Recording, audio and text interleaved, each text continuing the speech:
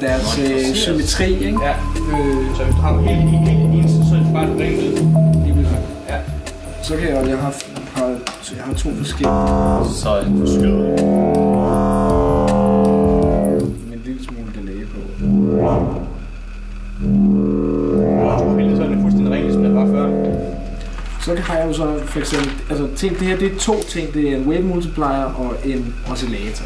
Hvis jeg så tager en sequencer på det, og sætter sequenceren til at spille 5 steps, og så gentage sådan her.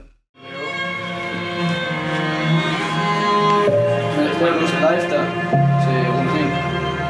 Jamen, der var det vi nødt til at lave det som en afvikling i Ableton, men der havde automatiseret alting til pas til den længde, det cirka 2 hammer.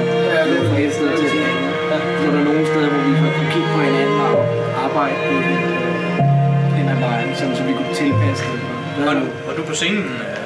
Ja, jeg stod om bagen. Men på scenen. Ja. Og så triggede jeg også alle lys og sådan noget, så det var sådan... Ja, fedt.